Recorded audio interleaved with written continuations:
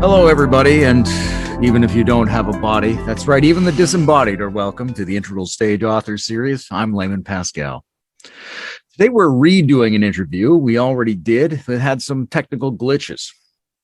I didn't have to tell you that, but I did so on purpose so that by knowingly treating a slightly staged event as a pure event, mediated through the spectral doppelganger of identities adjacent to themselves, you might get a little taste of the sincere irony for which Metamodernism is famous.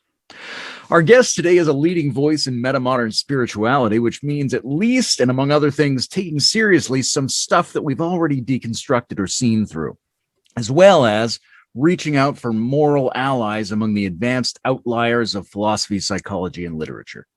Brendan Graham Dempsey is an author, editor, and publisher from Pound Zest Press, who's shepherding into existence a series of books that enter into deep dialogue with figures like Jung, Kierkegaard, and Nietzsche, as well as returning to God and transcendence with an ironic naivete. I deeply appreciate the project, and I'm glad to have him here again. Hi, Brendan. Hey, Layman, how you doing? Terrific. And for anyone who doesn't know, what's a palimpsest? Palimpsest is a kind of manuscript that has been reused more than once. So it was sometimes customary back in the day when, vellum and other materials were very precious, that something would be written on a manuscript and then at some point kind of scraped off and then something new would be added. So it created this kind of multi-tier effect, and sometimes you could read through what used to be there on below what you were reading, and so it just has a kind of element of the multi-perspectival with an aura of mystery about it. So I thought that was a fitting name. It's a beautiful word, and it reminds me of, in high school, my two favorite teachers were like the Western Civ literature guy and the computer science guy, and they shared a classroom. And so sometimes you would go into this room and there would be all these remarks about the Holy Grail, and faintly behind it was computer code. But other times you'd go in and there'd be computer code and faintly behind it was the Holy Grail. So, I love it. First of all, yeah, and in fact, I'll just throw out one more thing there too. It's really interesting because in some instances, the only extant manuscript version that we have of a particular text is from the what we can see through in the manuscript itself. So it's like some things come to us almost like disembodied spirit manuscripts that only speak to us from their half dead forms, which is also an interesting little. Well, I know they found a manuscript from Archimedes where he basically nails calculus several thousand years ago, and a Christian monk had written over it because he didn't have any paper, essentially. That's interesting. So we only recently found out, like, oh my God, if we'd followed up on that, where would we be now? That's interesting. I know that. So now that means that Newton and Leibniz are actually both out of the running for discovering it, I guess. Yeah, they tied for second. Fair enough. Where can people buy this series of books that they would be fools not to own copies of if they care at all about the future of human thought and the fates of their own souls in a postmodern era? Yeah. Well, so my name's Brendan Graham Dempsey, and I have a website fittingly named BrendanGrahamDempsey.com. So if they mosey on over there, they can find access to all the books that are there with some descriptions and just a playground of metamodern spirituality. So yeah, they can find everything that they'll probably need there and more than they want. Terrific. What was the genesis of the idea as a project? When did you start thinking, this is a series, I could do this and should do this? That's a great, interesting question. So I've been working in this sort of medium in terms of kind of multiple authors with layers of sort of analysis and reflection, commentary for a while. I think the huge sort of catalyst for me was Kierkegaard, discovering Kierkegaard and realizing that all the way back, in the early 19th century, he was sort of already pioneering these techniques, which of course would become utilized in different sorts of ways in postmodern literature. There are a lot of authors, postmodern authors, who use things like footnotes and different voices and things like that. But what I found so compelling about Kierkegaard's use of this was that it wasn't, it was utilized for some very interesting, earnest, and fascinating, almost, I mean, theological ends.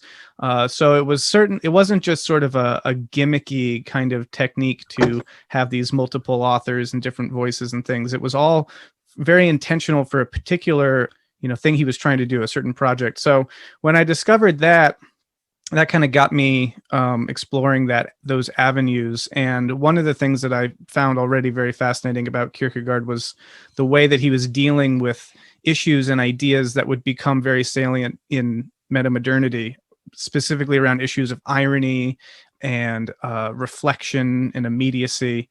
And so his forms that he uses to kind of explore these things are bound up with the ideas and everything. So when I discovered him, I got really excited, and I started exploring writing things in a similar sort of vein, and I found it very freeing.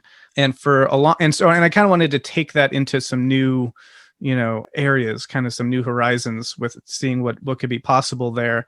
Largely because I think that, again, as these things were being explored in postmodernity and by postmodern authors, they tended to be sort of tools that would sort of reveal the limits of the text.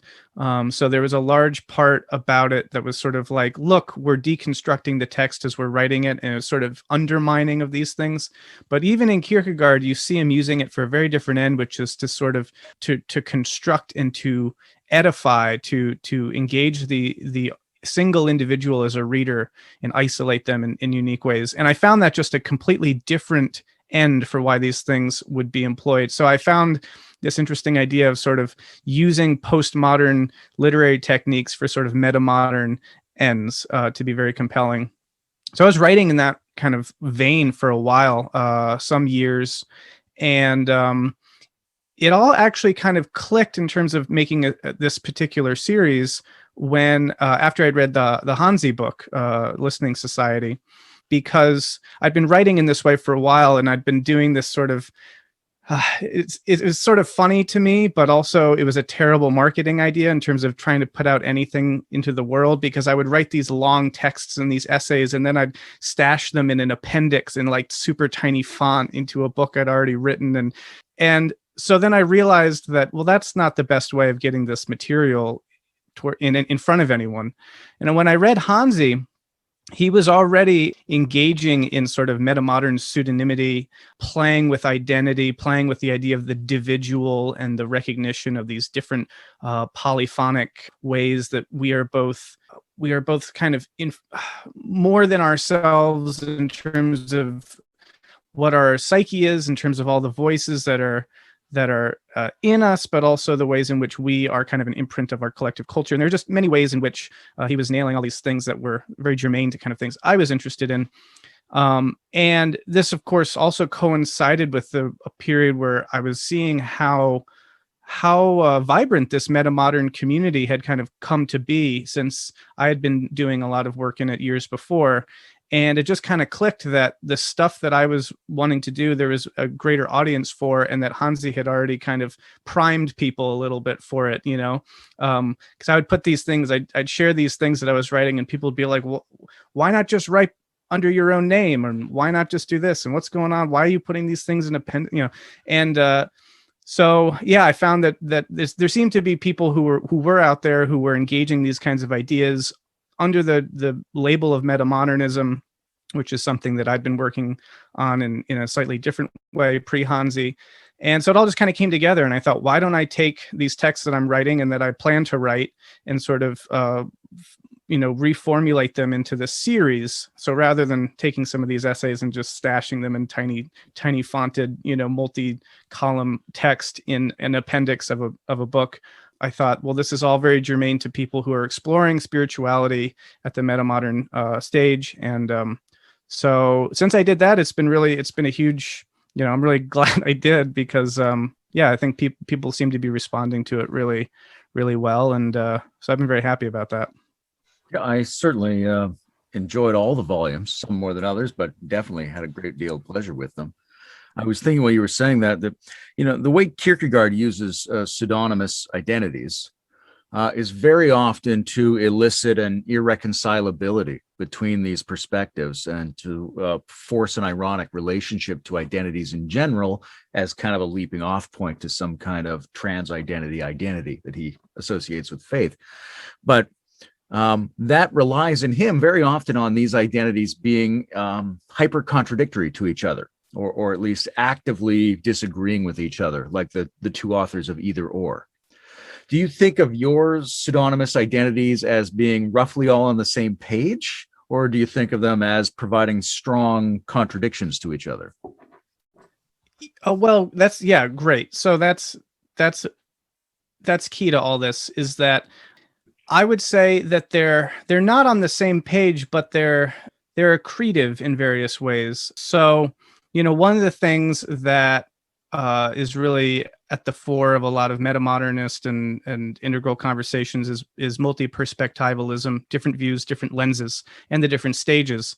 And so Kierkegaard, for example, already had kind of his own stage theory, you could say. He's got there's the aesthetic stage, the ethical, and then religiousness A and B, and there are these liminal stages between those. And he uses characters to write from those perspectives so that you can get a sense of them, but also so that you can say to yourself, like, does that resonate with me? Is that where I land? And so I think I'm doing something similar in a metamodernist sort of context where, and this will be probably the most explicit in this in volume 5 that's coming out in August, where I don't want to say explicitly, I don't do a lot that's explicit, but pretty strongly there's the framework of the notion that these different perspectives, these different ideas, are exemplary of different stages. And of course, in integral and of course with what Hansi's kind of reformed in terms of the different stage theories, there is this sense of the progression through different modes of understanding as it relates to, and this is where the metamodern spiritual element comes into this series. But here it's how these things relate to faith, how they relate to spiritual ideas. So as an example, in this forthcoming book, I think it'll be pretty clear to folks that there's sort of one perspective written by one voice that's more in the kind of, blue, or at least sort of a naive traditionalist kind of perspective. And then there's this kind of other perspective that's much more the historical modern criticism that's responding to that, and so on and so forth, and ending with a kind of yellow or metamodern or integral thing that sort of tries to integrate these. So in that sense, they are on different pages, but they lead to a point where there's an attempt to try to integrate them, and there's an attempt to try to see that there's something valuable in all of them.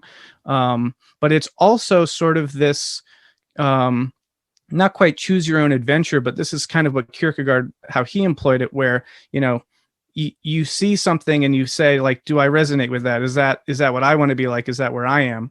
And so there's a fascinating way in which having different perspectives offered to you about something sort of offers you the option to say, oh yeah, that's how I see it, or no, I'm on this person's side, or what have you. And I love the idea of a text that sort of has those all simultaneously in there, that maybe throughout your life you could go back and say, oh, I'm more in alignment with this person, and oh, but I used to be, but now I'm more in line with this person, etc. So there's a lot of ways that you could kind of use the techniques, but that's one thing that I think it allows for, to try to create, which is something that I'm really fascinated by, which is sort of a polyphonic or a polyvalent text, which is a text that can speak to different communities of people using the same text, but in different ways, depending on how different communities of readers are reading and interpreting and analyzing.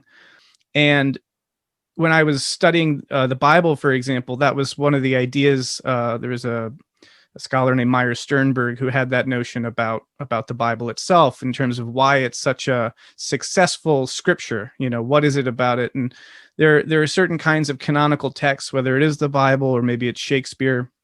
And the question is, what's the source of their broad appeal?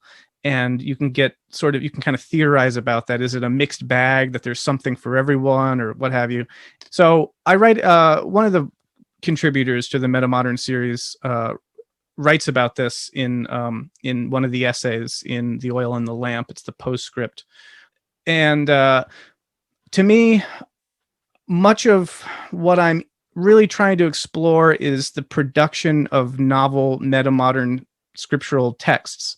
So I feel like there's a lot to be learned about how scriptural texts work or can work, particularly in the context of a multi-perspectival metamodern integral kind of context where you're trying to engage everyone, and you want things to be open to numerous readers, numerous communities. So, I mean, one example, well, I could go on and on and on about that, but that's sort of part of why there's a lot to why these things are written in the way that they are. And I'm not sure if they all work the way that I would think that they might, but at the very least, there's that experimental quality to see if they could work that way. And if they don't work that way, then, that's maybe informative too. But that's kind of where a lot of those ideas are circling around. Yeah, I love that. I mean, you were a little bit hesitant about saying you're explicit about anything, but you're certainly making multi-perspectival reality very explicit by doing it in this fashion. And it makes me think about, there's a lot of practical reasons why sacred texts gained ground. They are a mixed bag, and for a lot of people, it was the only book, and also it had an official stamp on it. But things like the New Testament are really peculiar in that there's 4 versions of the life of Christ. That's a very interesting thing to have in a document that's sacred.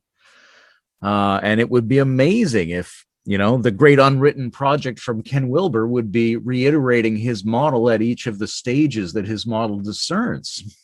I would love to see that.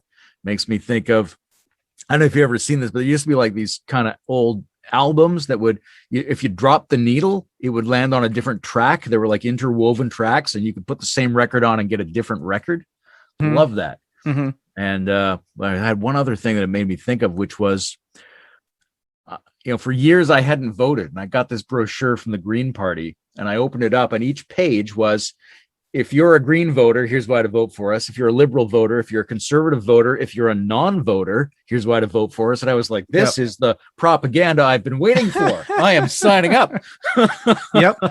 Actually speaking, yeah, well, so an early website that I was designing for some of my work was actually set up just like that, because it's such a challenge trying to even get people to listen or engage with something if they've already determined based on social presumptions or what have you that like this is not something that they want to engage with.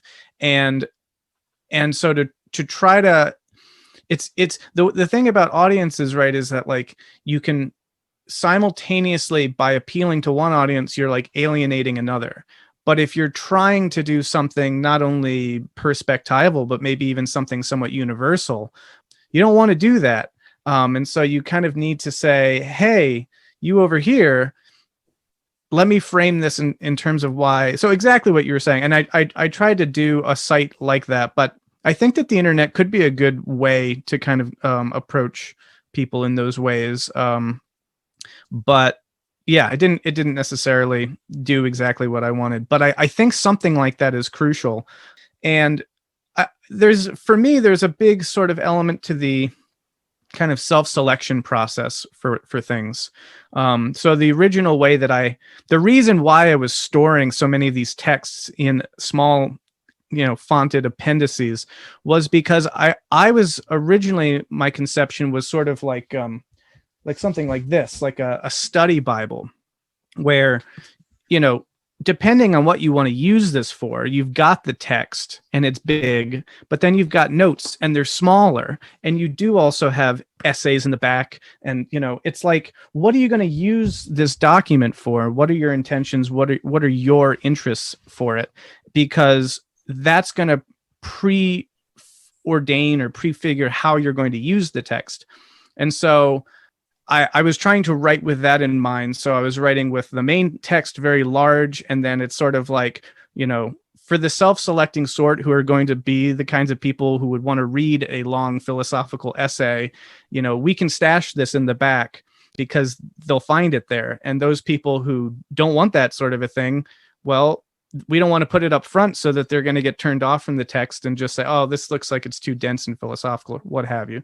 So I was trying to use the very form of the book to do that. And I found that limitations around, I mean, no one's going to buy a $32 book that's full color and, because of an appendix in the back that they don't know what it is. So there were limitations to that. So this series is a lot better, and people can kind of pick and choose, I think. And but it all also does hang together. I mean, the things that Ivan Caiaphas is talking about in Volume 3 are directly related to what's happening in some ways in Volume 5, and Volume 1 is, kind of sets the stage for everything. So it doesn't need to be read individually or sequentially, but it does all cohere, and it is all talking about some very similar themes. I personally have a strong aesthetic attraction to peculiar literary structures. I mean, it's probably the existence of the concluding postscript from Kierkegaard was the first thing that made me want to read him. But there's also a way in which this is very electronic, very gamified. Everybody understands, I want to play this as a neutral elf warrior, or I want to play this as a woman, or whatever, right? You've got these different ways in. But maybe we should walk through the volumes a little bit, even though they don't necessarily have to be taken in a sequential order. What's the first book? Who writes it? Why? What's it about? Sure. Yeah. So I guess I could do a little show and tell here. So the first volume is God, and it's an epic poem. It's a 24 canto iambic pentameter blank verse epic poem about the death of God and the resurrection and rebirth of a new sacred imaginary or religious imaginary. It's written by a character named Julian, who has a kind of aura of mystery about him. And part of the reason there, I mean, there's a lot I could go into all that, and there, but the content is really rooted in the transition from the old religious imaginary, which in many ways is Christianity, and all of the symbols and iconography and the framework around that, and it sort of enacts and recounts the passing of that in the 20th century. It begins all the way back in prehistory with the first kind of second canto, and goes all the way up. And that was both born out of my own individual experience with sort of my own existential crises around, my experience losing that, and in the process of writing it, kind of finding my own way to a new religious conception. And so the character kind of begins as within the framework of a naive traditional religious framework. He's an angel in heaven, basically, and he sings in the choirs there. And then the industrial armies of Faust and Job show up to invade and attack heaven. And of course, the war in heaven being kind of a classic epic trope. So it's sort of, the form there is heavily kind of influenced by Milton, Dante, and in its original conception, this whole project was sort of trying to imagine what a future civilization's sacred canon might be. And, there usually is sort of an epic poem at the root of all of that, whether it's the Iliad in the Greek and, tradition, or the Aeneid in the Roman tradition, or et cetera, et cetera. So this is sort of that. And and explores. So God is overthrown, and heaven is overthrown, and God goes into the underworld. And then the speaker of the poem looks around and sees the world that humanity has sort of made after the fact, and finds that it's just, self-destructive, unsustainable, nihilistic, that the art has gone, to hell, and that we're destroying the earth, et cetera, et cetera. And sort of he comes to the conclusion in some ways that this sacred thing that we were doing and engaging with was somehow necessary to kind of keep us from destroying ourselves and losing meaning, et cetera. So then he decides to go into the underworld, again, a kind of classic, epic trope, in search of God, to try to bring God back. And the rest of the poem is sort of what he finds in the underworld, and how that kind of mission gets changed in a way that he wasn't really expecting, and the new religious conceptions and ideas that kind of get birthed, quite literally, towards the end are sort of what set the scene for, well, what I conceive of as a lot of, where our metamodern spiritual conversations are right now. So that's book one. And I don't really know. There's, obviously more I could say about all these. Book two is Metamodernism and the Return of Transcendence, which is this is by a character named A. Severan. And he is he's like an academic who has some chops in the kind of critical theory, post-colonial literature kind of field, who's interested in periodizing Western history and sort of lays out a framework for understanding metamodernism as coming after postmodernism, and does a kind of comparative analysis of the different kinds of postmodernisms. And then there's two additional essays that look at how religion and meaning making happen in that context, and then he actually interprets, the last essay is an interpretation of this poem within the metamodern framework. So a very different sort of book that's sort of reflecting upon engaging the other work from a different angle and contextualizing it. Next, we have, this is The Oil in the Lamp, which you can watch is it's two main essays with a third one kind of in between. And this is a work that is written by two figures named Anti-Kierkegaard and Anti-Nietzsche. And anti here meaning, I'm kind of taking that from the Kierkegaardian sense, not necessarily against, but after or beyond. Kierkegaard had a Climacus and then an anti-Climacus, and anti-Climacus was sort of a figure who comes after Climacus in his pseudonymity. So these writers are engaging with sort of existentialist authors in a distinctly sort of spiritual and metamodern spiritual way. The first one, The Midwife, looks at Kierkegaard, and we talked a little bit about some of these things, but it sort of examines Kierkegaardian topics as they relate to metamodernity, irony, reflection, immediacy, indirect communication, and Kierkegaard's whole pseudonymous writing style and the things that he was trying to achieve with that. And then there's a postscript written by another person who takes these ideas and, again, kind of speaks to a lot of the issues that I was talking about earlier about how do we deal with irony in sacred texts? Because one of the biggest issues, I think, in terms of a metamodern spirituality is its relationship with irony, as metamodernism is importantly related to issues of irony and sincerity. And one of Kierkegaard's sort of recognitions was that in everything after modernity is so laden with reflection that it's very hard for us to kind of engage with spiritual or religious ideas in that old kind of naive traditional way. And we need them to be sort of cast into reflection to make them interesting. And so much of Kierkegaard's project is trying to engage these old, what David Foster Wallace called the old untrendy human truths in an interesting way. And so there's a very clear kind of overlap in an interesting way between what metamodern literature, I think, is doing in terms of its ironic sincerity and what the Kierkegaardian project was. And so anyway, the postscript in this book is about exploring that as it relates to sacred literature. And I say that I do nothing explicitly, which is true. I mean, I talk about all these things, but that doesn't mean I ever necessarily say why or what the point is of it all and everything. So a book like this lays out a lot of what the series is doing, but it's never saying this is what the series is doing. There's a lot of, well, what is the series doing and why?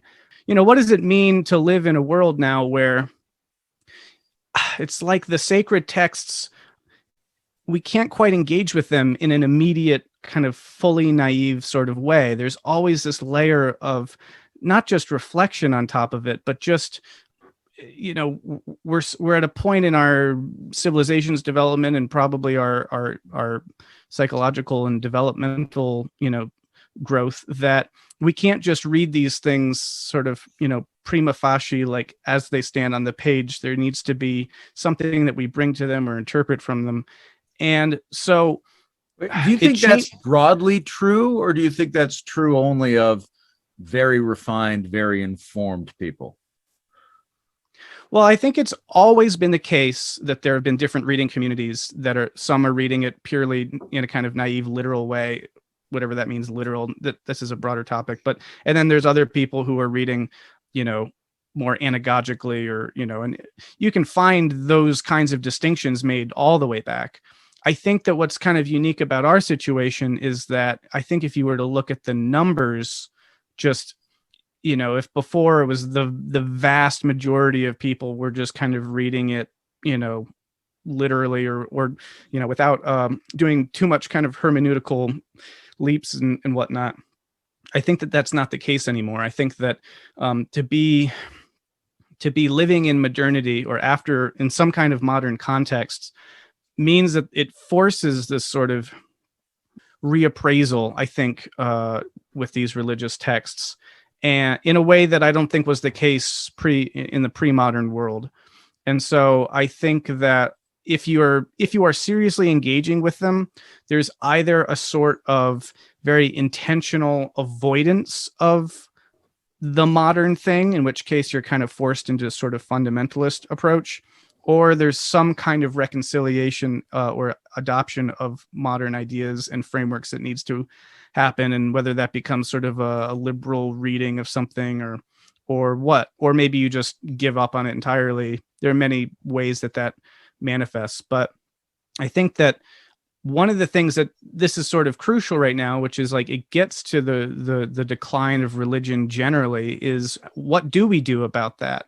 Because there seem to be two broad camps, though they're not necessary, but it seems that the two broad ways that people have dealt with religious scriptures and texts coming into modernity is either to push back against modernity and sort of carve out within it a pocket, a niche for their traditional kind of thing to keep doing what it was doing, or there's some kind of radical reinterpretation.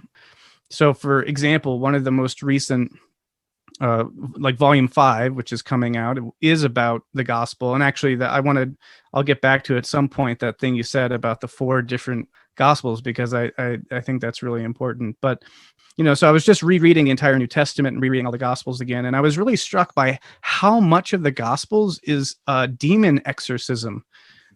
It's like a lot, and I was like, gosh, what do I do with this? And I feel like a modern reader picking up the Bible in a way that's sort of going to try to seriously engage with that, you're kind of immediately on the surface presented with a couple of options. You can either say, oh, well, there are these demons and Jesus exorcised them, good for him. Or you say, that's not right. That's not how that works. That was an old misunderstanding of mental illness and other kinds of illness, and we know better now. But then you're in an awkward position because you're like, oh, what the Holy Book says, but we know now. And you have to reconcile that. And I think a lot of people are so firmly rooted in a modern context that it just becomes easier to say, well, that's nonsense. And then you're in a stuck position of, well, how much of this holy book is nonsense, and so these kinds of negotiations have been going on since the dawn of modernity, and they've led to a lot more and more people saying, well, more and more of this is nonsense, and so that contributes to the decline of religion. But obviously these aren't the only ways of dealing with it, but I do think that that's sort of where we're at now. And there are more nuanced and interesting ways to deal with religious texts. And one of the things that I wanted to do too with this series, as I'm writing these texts that have a kind of scriptural quality, is to point out that there are still ways that a text can be acknowledged to be constructed, culturally bounded, et cetera, and yet still meaningful, salutary. And that the classic sort of, oh, I used to believe this in a naive way, but now I know all this stuff about it and I have to throw it all out. That's sort of a false dichotomy. But it's hard to show that in a text that already is there. And so one of the things I'm trying to do is kind of a performatist gesture, as Raoul Escherman would talk about, and sort of the aesthetic framing of belief and the owning of the metaphysical deconstruction of the text within the text, to say, look, I'm not hiding anything. Like, this is totally made up, but maybe it's also spiritually salutary. So that's some of the stuff that gets talked about in this volume, and it concludes with with an anti-Nietzsche sort of rhapsodic poetical catechism about a highly immanentized spirituality, and sort of dealing with a religious or a spiritual formulation of meaning that isn't dualistically metaphysical, but it's entirely sort of embodied, visceral, in a way that Nietzsche would, have espoused, but sort of also divinized. And so it has a lot to do with sort of the sacred naturalism that you talk about. And just to finish off the little overview, and then we can dig into any of this, is the last one for now. This is volume 4, is Building the Cathedral, which is by a character named Sadie Alwyn Moon, who is sort of a comparative mythologist in the sort of Joseph Campbell vein, and also similarly interested in Jung as he was. I got exploring a lot of Campbell and Jung and that sort of sphere, and there's its own kind of community there that kind of relies on its own sort of canon and its own sort of ideas. And I sort of wanted to write from someone's perspective in that vein, and speak to it's largely about the construction of personal mythology. It's not largely about that. It's all about the construction of personal mythology, and what is that, and what does that entail? So that's the 2-cent kind of summary of all that. And yeah, that it's not largely about, it is about move, I think summarizes everything we're discussing here today. Yeah. I'm curious whether speaking of Jung and that kind of personal mythological work, which partly involves constructing your own understanding of entities that are definitely part of your psyche and may or may not be part of the world. Do the authors of these books stay with you? Is it just a posture you take to write a certain volume, or are they sort of alive as archetypes in your universe? Yeah. So yes, it's different for different authors. There's actually a character who's not represented in the series, but is in this other, the original formulation of it, the 2 volumes of which are actually currently available, is the new critical edition of God. There's a character in there called a Leskivarian who is sort of a dandy, kind of aesthetic philosopher with sort of these reactionary impulses, and a bit more Faustian, a bit more Machiavellian. And there's definitely a way in which that character is a kind of shadow figure for me. And I'll even say to people, whoever, might be in my orbit who knows a figure, the figure Leskivarian, I'll say, well, that I did that more when Leskivarian was around. And there's a degree to which Julian is like that too. And so it's a little hard to say, because in some ways there are facets of my personality, or maybe even just facets of my mind, that are interested in engaging a topic from a certain angle, and I can kind of just carve that out and say, this is the Sadie Alwyn Moon approach to this issue. But what I find really helpful about it is that, to use that as an example, I Brendan Graham Dempsey, don't want to necessarily, by writing a book, say, yes, I affirm the whole Jungian system, and everything Jung said, everything Hillman said, everything that Campbell says, whatever. And there's a degree in which you can kind of get stuck being a particular writer who writes about particular subjects, in which then you're like, Brendan Graham Dempsey, oh yeah, he wrote that book about personal mythology, yeah, he's sort of a Jungian or whatever. And it's like, well, no, I find this really helpful to be a framework and a language to talk about an idea but it's an idea that I want to talk about from a bunch of different angles and using a bunch of different terminologies. So personal mythology was one way to talk about what I'm talking about, but syntheists talk about it too. It's broadly about this sort of way that human beings are co-creators of sacred symbols in ways that are important for us psychologically and culturally. And I find it so fascinating that these topics get explored in different ways and different channels, but it's a little siloed. And I want to sort of, I guess another way of going about this is you could write a book where you just try to bring together the elements of all these different silos. But again, then you're sort of like, well, you're missing audience stuff and whatnot. And I find that being able to just explore it, individually without necessarily owning it, there's a direct relationship between author and authority. And it's like Kierkegaard himself used to say, I speak without authority. And so by creating that distance, by creating a character, there's a way to talk about things that don't need to be kind of followed through all the way to the end. But at the very least, maybe it's sort of a breadcrumb that can say, or maybe it's something like, maybe some people just have a Jung allergy and they don't want to go there, but maybe they'll love syntheism or something. And so it would be a shame if it was sort of either or. Yeah, there's a great deal of practicality to all that, and there's also something for me that's resonant with the transcendental spiritual gesture itself. Anybody who's had that experience of, oh my God, I'm everything and also not everything, or even just anybody who's ever dressed in drag and been like, you know what, this does feel really liberating for some reason. I'm not sure why. Taking another mode of engagement with the world sets me free. But it definitely seems to do that. There's a reason the shaman's dressed up.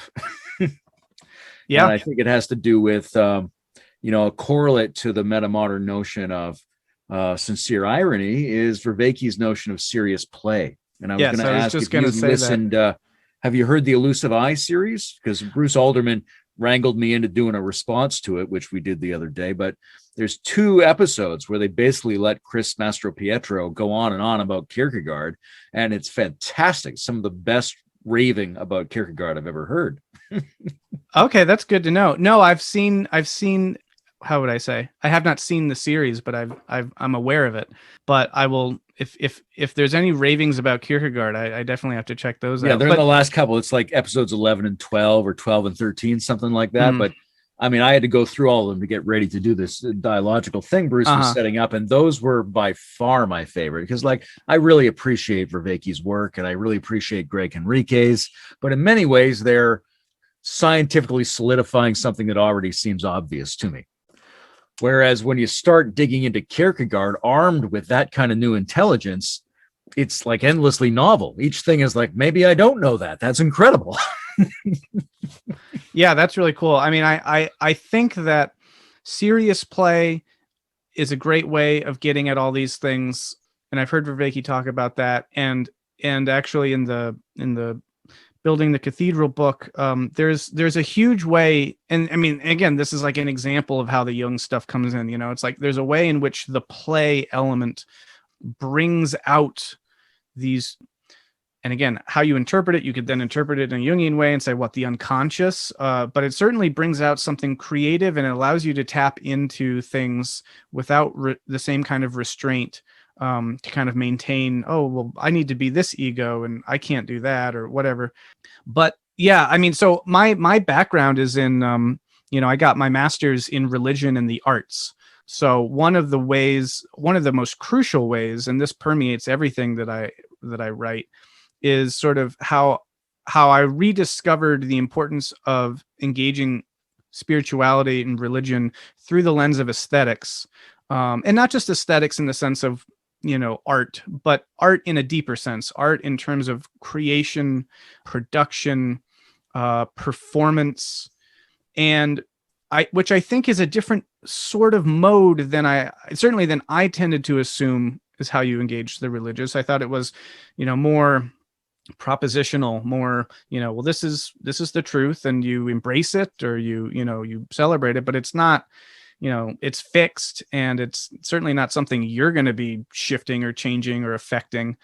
And it took a long time to realize how participatory it actually is, because I think what can happen for a lot of people, at least of a particular sort of religious background and strain, is when religion becomes highly propositional and you're very serious about it, you can lead yourself to the kind of ad absurdum of the propositions, and you get caught up in, well, that doesn't make any sense now, or you learn enough where you can no longer affirm the old propositions. And then you can say, well, I guess all that religion stuff is just simple nonsense and it's time to move on. Let me find some more actual propositional knowledge. But I think it's much more, what needs to happen is to change the mode of engagement. And it's to say, well, how does my participation in this, how does my mindset about it infect what I deem to be real about it, and the ways in which certain acts of participation or certain orientations and kinds of engagement are prerequisites for things to be true to you, was a real mind opener to me. Because so much of the way that we think about knowledge these days, as a consequence of the Enlightenment, is sort of like it's objective. It's something that I just have to discover or accept. But there's not really a place for me in any of that. So by the putting on of a role, you can inhabit a way of being which is participatory, involuntary, and volitional. And all that stuff really unexpectedly plays a huge role in what you then deem to be real and true about the world. That's my experience. And I think that art is a crucial way that happens. Yeah. The aesthetics angle here is fascinating to me. I grew up in a house where my mother was deeply invested in a kind of idiosyncratic mystical Christianity that she'd adapted herself out of her girlhood. But she would also say on multiple occasions, really, I prefer Krishna because he's blue. And I was like, oh, that's about aesthetics as a valid way to evaluate these things? That's very interesting, Mom. Thank you for that.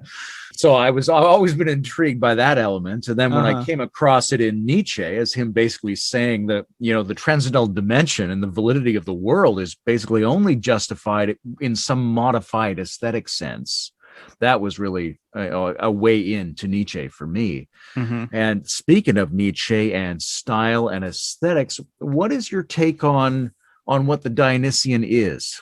What is the Dionysian style, the Dionysian way of being in the world? Ooh. Okay. Gosh. So there's so much to that, and gosh, where do you begin? So I'll just start saying some things and try to find some footing with all this, because sure. So reading Birth of Tragedy was a huge insight for me, and Nietzsche in general, but the Dionysian as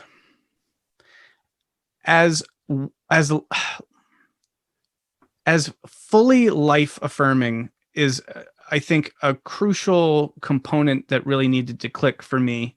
As when I think the Dionysian, I think of dancing satyrs, and I think of dancing, circling around a bonfire, playing panpipes, and getting lost in the. I also have a classics background, so I have the whole, the Bacchae in my mind, and Pentheus being torn apart and all that stuff.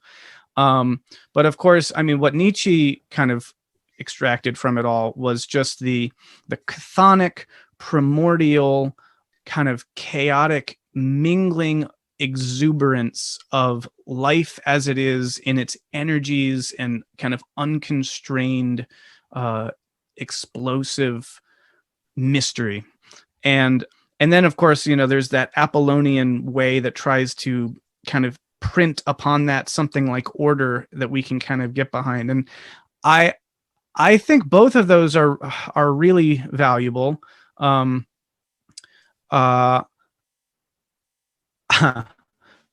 so I was reading. On Monday, I was on LSD, and I was very much experiencing that kind of primordial flowing energy kind of at the root of existence. And I picked up Wallace Stevens's poem, a poem I'd never heard of, called "The Sale of Ulysses," and which is brilliant. And I mean, talk about scripture. I highly recommend it to everyone.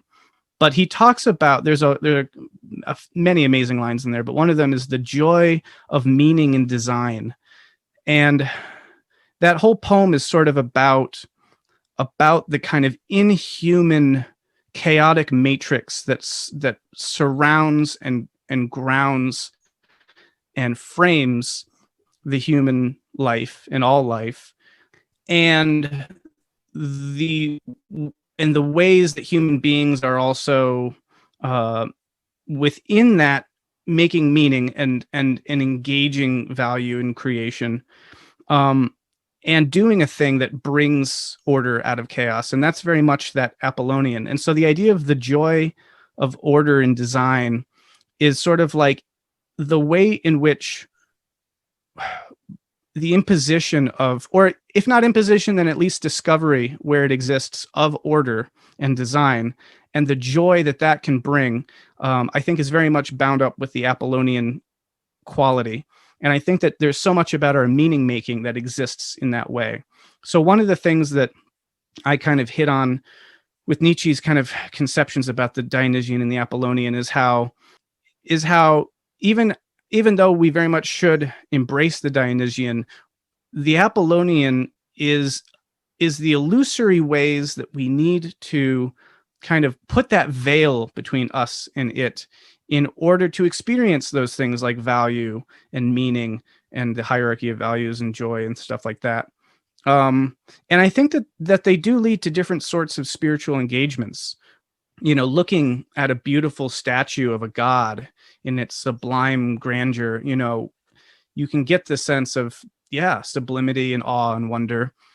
But you can also get that climbing a mountain and looking out, you know, like the wanderer in the mist, and getting that kind of Kantian sublimity of just like, you know, the vastness of rocks and nature and its, you know, unformedness and all that.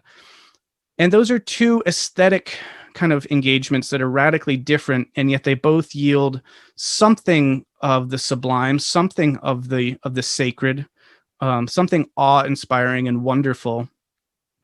And so I think that they're both important, I guess is what I'm getting at. And I haven't come to any final synthesis or resolution to, you know, is one better than the other, do, you know, whatever, any of that. But I think that we shouldn't let one predominate too much over the other. As wonderful as that Dionysian exuberance is, you know, if it does predominate, then chaos can very easily ensue, and the breakdown of identity, of you know, norms, traditions, customs, is both exhilarating in many ways, including mystically, but at the same time, you know, there's a really important place for solidity and order and structure.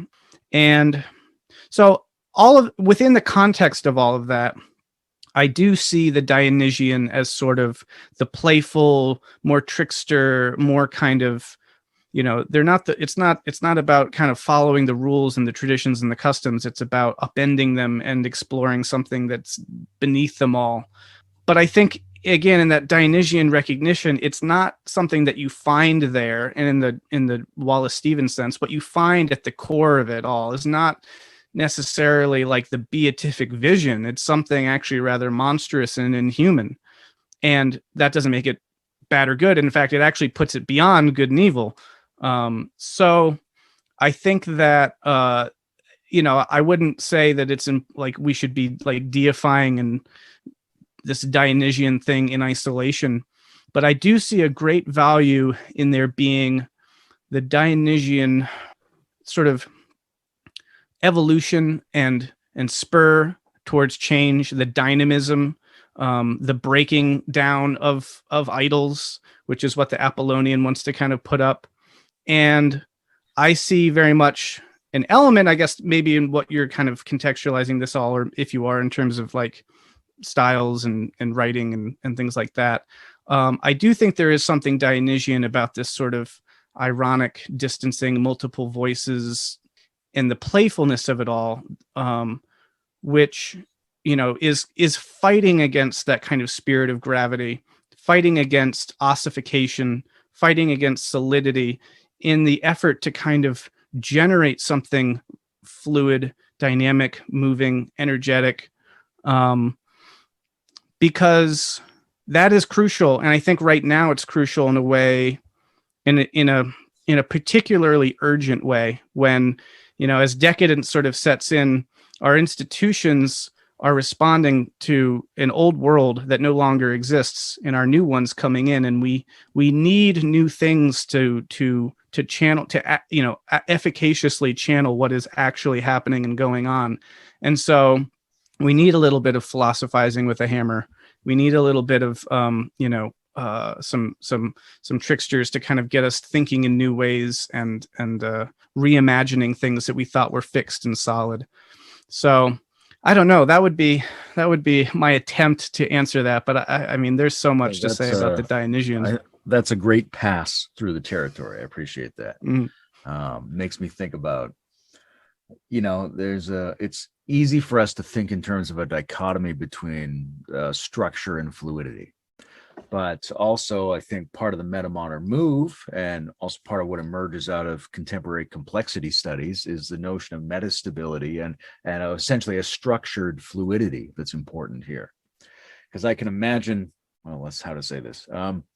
Back when Stephen Colbert was good, when he also played the opposite of himself, he would demand people pick a side, sir, we're at war. And so I can imagine people hearing everything you're saying going, why doesn't he ever land on a perspective? Why doesn't he ever tell me what he thinks? And I think that's, psychologically, who knows how much validity that has. But it doesn't really cross over this new territory we're talking about that I think is hinted at by Heidegger when he talks about art in his essay, What is Art? And he says, what is art? Well, we don't know. It's whatever the artists do. Okay, who are the artists? Well, we don't really know. They're whoever makes the art. He said, it's going to seem like you're on a meaningless loop here, but if you keep going around this loop, you might be changed, and that change might be what art is. So there's a structured fluidity, I think, that is one way of saying what's essentially underneath the metamodern paradigm, if metamodern paradigm is a phrase we can even use. Mm-hmm. Yeah, I'm often I drive my family crazy sometimes for being the devil's advocate, is how it's often felt. And there are multiple angles to that, where one of them is that, you know, and this also connects to that multi-perspectival thing, but when truth is highly nuanced, right, then it can often be untruthful to be kind of direct and simple. I'm really interested in trying to go as high resolution as possible. And so when you do that, yeah, it's not going to be as sort of, you're not going to have that kind of diachronic colorization, black and white sort of a thing. It's not about picking a side. It's about appreciating the deep reality of it all. And of course, when you're appreciating the interconnectedness of everything too. So I often find myself on the other side of people that we might agree, we might come down on the same ultimate, what do we do about this? But we might agree for totally different reasons. And I want to then parse those reasons, because I feel like if we agree for different reasons, maybe we don't really agree. And so I can often find myself in that position of yes, not necessarily just coming down on a single thing, but that's again because the process of the truth, of getting at the truth, and beyond that, it is as important, I think, as what you end up with. I'd much rather engage with someone who's really earnestly thought their way to a position that I disagree with than talk to someone whose position I agree with, but is sort of just like picked up from popular media or something like that. It's a very different conversation. This one can go rich and deep, and this one's superficial. And I feel like someone who believes the right thing for all the wrong reasons doesn't really believe the right thing. And so I feel like the process of truth and getting at the truth is really is crucial. And this also ties back to Kierkegaard, because the Christendom of his day, which is what he was raging about. Yeah, they'd all say they were Christians, which is what was important for him. But of course, that meant something very different for him. That meant having a deep, inward, passionate engagement with some idea. And if you just embrace something because it's a cultural norm, or because, that's the fad of the day, or because you're supposed to say it, or what have you, or maybe you just, oh yeah, I've thought a little bit about that and that seems right. That's a very sort of different thing. And you need to engage people in such a way, in a kind of Socratic way, that forces individuals to grapple with what they think to be the case. And that's what Kierkegaard was trying to do with his pseudonymity. I think that's an element of what I'm trying to do in the ways that I'm writing, because it's not about telling someone the truth, right? You can tell someone something, but that's not what it's about. So when people read something and they connect with it, that's a very different sort of a thing, and that's why you have to put these ideas in reflection, make them interesting, because it forces people to come to their own conclusions about things. And that's deeply important. Well, I agree with all that, but who knows if it's for the same reasons that you do. The books I got my hands on when I was a kid were all the advanced detritus of the mid-20th century, which included a lot of people saying the map is not the territory, which forced me to go, well, I don't know. It feels like the map is also a territory. You don't want to get them mixed up, but it is important to bring richness and nuance and complexity to the mapping. And this is the task of thought, just as it is to things in life, because anybody understands that it makes no sense to ask, in a boxing match, should I move to the left or to the right? Right? It makes no sense. They totally get the need for a really nuanced, rich, complex approach. When it comes to their ideas and values and truths, they suddenly throw that out the window and they think they can make very simple generalizations and everyone will leave them alone. But the task of an actual thinker is to apply that same visceral, practical wisdom that everybody has always affirmed, but apply that also to your thoughts and values and maps of the world. Yeah, I love that. I mean, it's very true. And there's something about the desire for something that we can just sort of like say, we want something to put our feet on, that we can find solid, that we can just, oh, well, no matter what, I've got that whole meaning and truth thing figured out.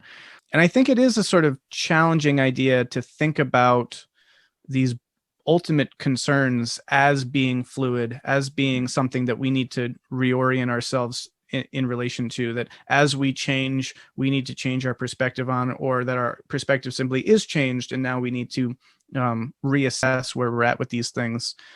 And yeah, I think that in this, with the Dionysian thing too, the best way of doing this would be as a dance.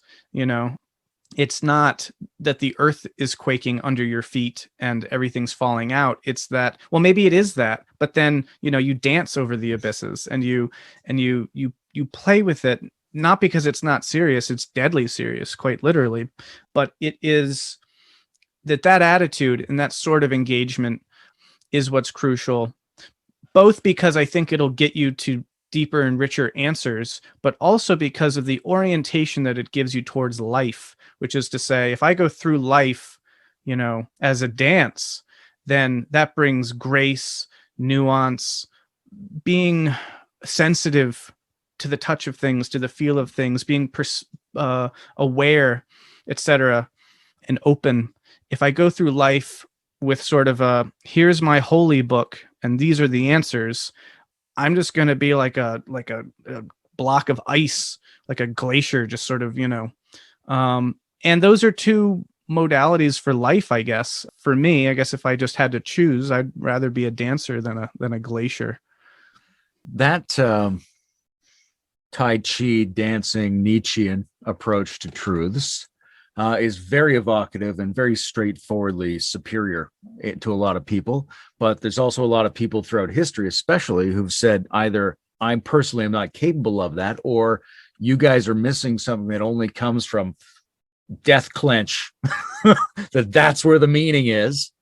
And so there's a question of, like, when we encounter an ironic relationship to things, what is it that makes it sometimes an amplification of truth and value for some people, and for other people, self-evidently a sabotage or undermining of truth? What's required in order to treat quotes as amplifiers of reality rather than as diminishers of reality? That's a great question. I think, I mean, there's certainly an element to which this is highly generational, and it's part of how we interact with culture. I think that the use of irony in culture has been shifting. I was just reading an article about how Gen Z is now doing some meta ironic things that is even kind of taking some of the metamodern uses of irony even to a new level. There's and I think this is bound up with modernity as well, and in its inherent relationship to reflection and being hyper aware of things. These categories of immediacy and reflection are I think important, because the more we move into the world of the modern and the hyper modern, such as it is, it forces a different kind of engagement, and so there's a way in which that is the case here. But more to your question, I think that I've experienced a lot of this because, in writing a book, for example, about the death of God, for people for whom God kind of in a kind of one layer earnestness is the thing, will be deeply troubled and bothered by that, as people get bothered when they hear about Nietzsche, because it does seem like a sacrilegious sort of a thing. You've taken something that's deeply sacred to them and you've sort of literally killed it or something.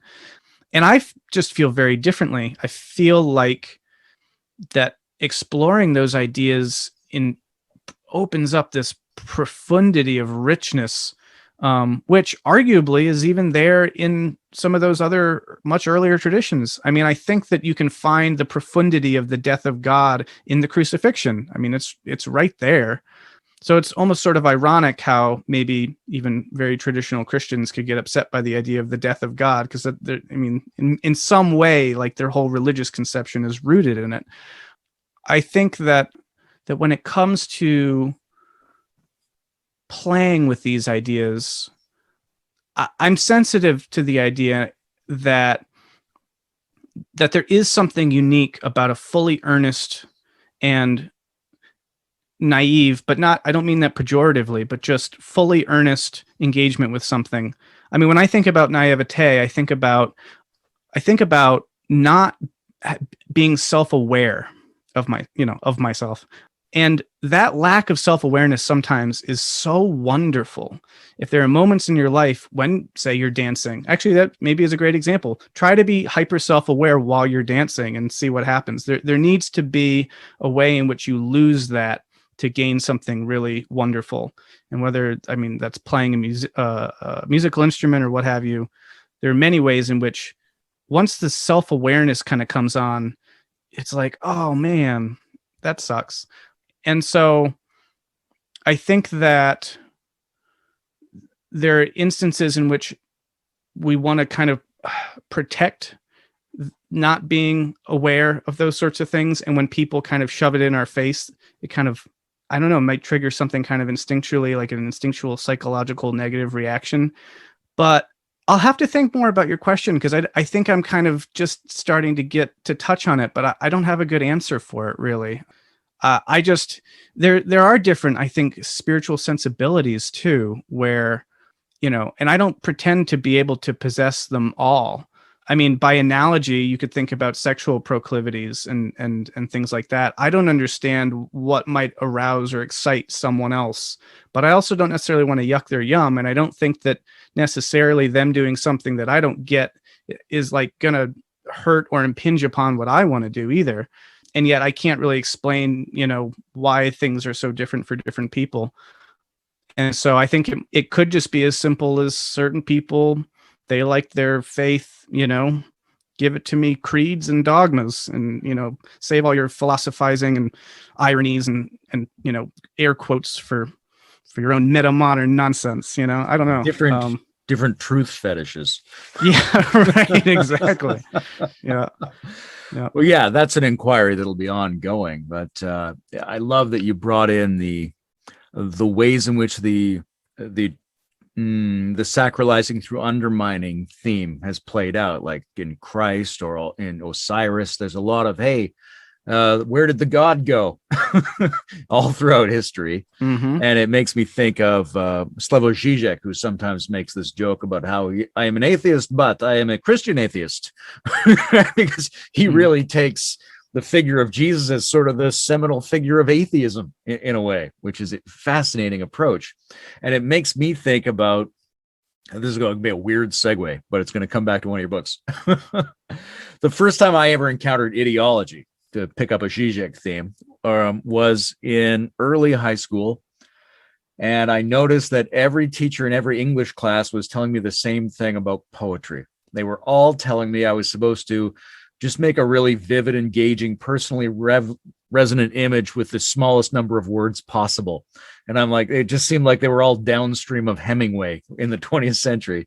And I was like, that's weird that they're all saying that. It's pretty strange, because it's clearly not what Coleridge was doing. It's not what most of the poets in human history were doing. Where did they all get in on this one idea? And it really, that moment out of recognition, really opened me up to being seriously interested in a lot of the more ancient structural forms of poetry and literature. This is where I come back around, because you were talking about doing iambic verse in Julian's book about God. And it's just fascinating how seldom people are encouraged today to really play with those structures and take them seriously, when each of them is a modality that creates a different kind of mood. That da-da-da-da-da-da-da-da thing from Shakespeare is meant to give you a certain feeling and a certain way of being in the world. And I'm looking at the size of the God book and wondering, what did it do to you to spend so much time in that mode of being, in that sort of I don't know, the triumphal gallop of the iamb. Yeah, the great iamb. Well, despite what some of my reviewers will say, I think it made me better at iambic poetry. But no, I know that's not what you mean. Yes, that's so right on. It is, the form is so bound up with the content. I mean, that's crucial. That's just always the case with poetry. And if you're doing the poetry thing well, you'll realize, well, what form fits what is going on here. I think that one of the things that it brought out for me, which was the hardest thing about it, is that because it's sort of kind of, I don't want to call it a dead form, but it's certainly not, if people go to write poetry, they're going to try to write what you were just describing. And they're certainly just going to start with free verse. I mean, like, that's just the normal thing that people do. And so it took a lot to be able to write in that style in a way that didn't sound like a previous era. So I think that one of the best thing that came of it, when I felt like I succeeded, which was not always, is I felt like I found the noble and the grandeur in a way that is present today, which, not ideas like nobility, grandeur, stateliness, things like that. A lot of these ideas are sort of old hat or stodgy or something. But I think that it's a task of poets, or it should be, to make those things, well, to make it new in a Pound sense, but to really make it new, and not just, to use the form to bring out of the present moment what that form allows you to engage with. And I mean, it's like, I think that the mythic quality of life is one of the things that we've lost. I think that that's something very bound up with what the postmodern movement epoch was sort of about. Even in modernity, you had myth, but sort of recast, reframed. With postmodernism, it's sort of like, no. We're not doing myth anymore. We're doing Frank O'Hara's lunch poems. And this is no attack against any specific author necessarily, but we're doing the small, we're doing the particular. Write a poem about a belly button. Don't write it about, gods and heroes and things like that. And so it's a lot harder for us to think and engage mythically, or to think about, big things, meta narratives and grand stories and things like that. So by writing in that style, I think was, once I felt like I got comfortable with it in a way that was still contemporary. Again, this is what I hope, and I think that where it succeeds at its best, it's able to do that. It's contemporary, but it's still evocative of that grand thing, and so it enacts the return of myth by the reading of it. Hopefully by the end, you're like, that was a epic thing.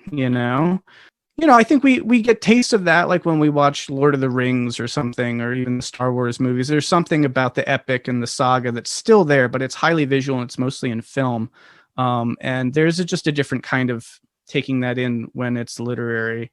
So I don't know if that's a great answer to your question, but I think that what it was trying to do, and I think if it succeeds, or where it succeeds does do, is it enacts the return of a mythic sensibility and the sense of, yeah, there are big things in the world that I can interact with, that I am participating in shaping. Not everything is just this postmodern flash gadget to the next thing, to the next thing. It's all fragments. Like, no, there are big forces, and there's something, and this is deeply all romantic too, that there's these big things that and I think all that feels very inspiring. And I hope that, the best thing that people, if they read it, would say is just that it brought that out of them. And so that would be my hope, I guess.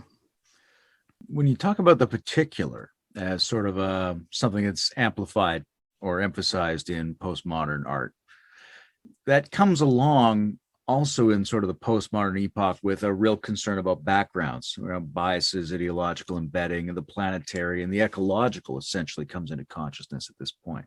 And I want to dig into that a little bit, because, when metamodernism looks at postmodernism, or integral looks at green, or however we want to phrase it, there seem to be a couple of options, right? I know a lot of people whose personal emphasis is on, hey, these postmodern concerns are very valid when it comes to ecology, when it comes to race, when it comes to restructuring the economy, but you got to have the left and the right balanced. You got to put it alongside all of the pre-modern and modern. You got to have it all. It's only one little player in this game. You go, okay, yeah. On the other hand, there's people who want to go, look, that's all true, but you really haven't dug deeply enough into the critique of modernism and why it's not what it claims to be. And we only maybe have a few decades left. The ocean is on fire. So we have to really privilege this set of postmodern changes, the healthy version of that. And we have to do it quickly and at scale, regardless of how fair we think that is to the rest of the systems. And that kind of progressive politics is of great intrigue to me.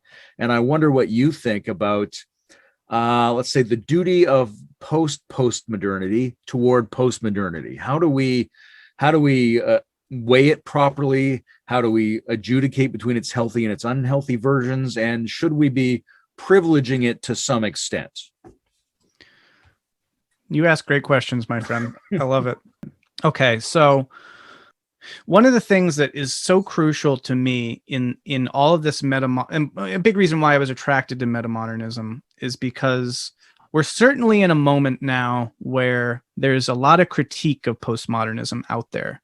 And I think that became a huge kind of a movement a moment when the whole Jordan Peterson thing happened, and there was sort of this collective push against it, and people had a name for it, and they could talk about it and critique it, etc. And what I'm really concerned about in that move is it being a cover for a reactionary gesture, right? Is to say this postmodern thing, you can be on, I mean, this is kind of the pre-trans thing, right? You can be on either side of a particular thing and critique it, but your critique is going to be of a different kind depending on what side of it you are. And I think that a lot of critiques of postmodernism can kind of clothe themselves in well, that was stupid and we're beyond that now. But what they really mean is, let's go back to this thing that we were doing. And that can be either straight up, this kind of modernism thing, or it can be much more regressive into traditional, frames that wind up wanting to reify certain oppressive, religious and race structures, etc. So one of the things I like about metamodernism is it does provide a critique of postmodernism, but it does so by really at least attempting to integrate the best of what is there and then critique where it does fail. So I think at the very least, it's really important that if people are going to be engaging with these kinds of critiques of postmodernism, that it's really important to, to be able to tell the difference between, someone who's like, yes, all these things are really important and we need to bring those in, versus destroy postmodernism. I want to go back. So that being said, in terms of privileging still the postmodern in the sense that we haven't really gotten the message because the oceans are still on fire, there's a lot of truth to that in the sense. So I just had this kind of felt experience the other day. I went into a convenience store and there was this machine where you could make a Slurpee. And it was it looked like it was out of the 60s, but it was also all digitized. And you could it was it said play to slurp or something. And you it's choose your thickness. And it was just such a bizarre contraption. It struck me as sort of the height of what you would have seen back in the 60s or something, when everyone was still blissfully naive about, progress and oh, this brand new world that we're creating. And now we can get our Slurpees, right? And it was amazing to me. It's it's 2021, and here's this contraption in this convenience store with all of all of kind of human technological innovation and progress generating this. And I guess what it struck me about it was just that it seemed to embody the fact that we live in still a very, very modernistic world. Yes, there's postmodernism that's offered these critiques in academia and in our cultural conversations, but in terms of what's fueling the world, it's the same thing that's been fueling the world, since really the Enlightenment and the Industrial Revolution, which is efficiency and capitalism and all sorts of things that are kind of rooted in a highly modernist framework in terms of values, and it's a very orange thing, you could say that's the engine of the world. And so because that's the case, and there's been no let up really structurally in many ways since this thing got going, even though there are these critiques out there of it, and the critiques have had an effect on adjusting some of those systems. But the fact that the oceans are on fire and et cetera, that is the result of this modernization thing. And so to that degree, I would say, yes, we do need to more deeply integrate the critiques of post-modernity, because, otherwise we're all screwed. And however, though, I think that postmodernism and postmodernity are very large things, and the nature of those critiques are rather different across the board in terms of what they might be referring to. I feel like speaking about ecologies can be a rather different conversation than, say, the ones that are happening right now around critical race theory or something like that. And I'd say they're both informed by and contextualized by postmodernity and postmodernism. But I feel like it's a bit simplistic to say, well, if we're going to stop the oceans from being on fire, then we have to bring in everything that every postmodernist is saying as because we need to go overboard on the postmodern critique. So I guess I'm just saying that there's a lot to what that means, and I think that it's healthy still to be trying to filter out, like, well, where do these ideas really need to be applied? And that's what I think what a lot of the metamodernist conversation is trying to do. I mean, the Hansi books, there's no argument at all about the ecological crisis or these structural inequalities or whatnot, but it's a different kind of discourse than the one that's playing out in those that are sort of orange versus green fighting each other. So I think that's what I'd say to that. I think that addresses that. I think there was another element to your question which I didn't address, but I forget what it was. Well, let's touch on your journey, let's say, because there's the God, the transcendence, the spirituality, the sense of a return, and so there's this implication that you're living out a story where you've had a faith of some kind and lost it and have returned to some other variant or kind of faith or way of reaffirming things that you might otherwise have thought you've lost. How would you characterize your trajectory at this point?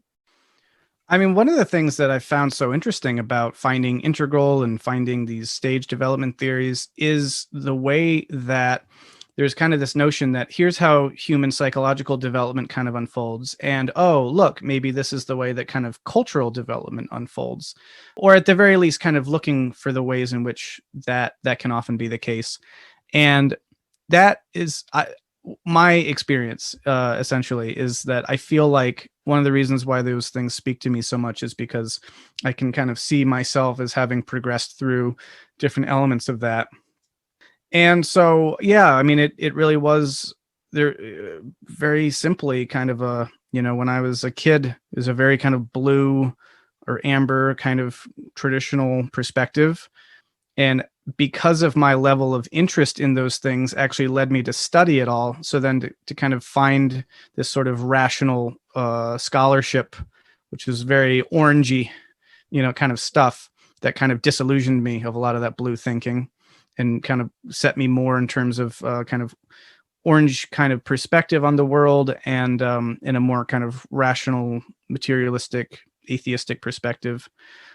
Which then kind of in turn, again, I guess I'm just sort of an intense person. So I want to kind of take things to where they really go. And that led me to this sort of hyper critique. And in some ways there was a lot of green in there and a kind of postmodern nihilism that seemed to just kind of make sense. But I just felt ultimately at many different levels and layers that wouldn't be enough, not because not even and there's a psychological move too, which I think is interesting, and I want to talk about it at some point in some context or write about it, because I think it's important, is that sometimes you can find your way back to something that might be called spirituality or religion, not because you're just, you had a profound religious experience or because you were convinced of some great argumentation or something, but because the very kind of logic of nihilism itself kind of, I think, pushes you in that direction. And that was sort of my experience, was that there was a kind of deeply pragmatic move that initially just nudged me to be like, well, it would take a while to kind of really get into what that move is, so I'll bracket that. But it occasioned this return to try to work these things out. And I'd say that, yeah, now I hope I'm in a sense more of a kind of yellow looking back at these different things, trying to integrate the insights of them all and avoiding the naivete of that blue phase, avoiding the reductionism and the hyper rationalism of the orange, avoiding the kind of radical nihilistic kind of relativization of everything of the green, and trying instead now to take in what's the best of them all, but also eschew what wasn't working with them all. So that's how I'd phrase it in kind of an integral or an SD kind of context.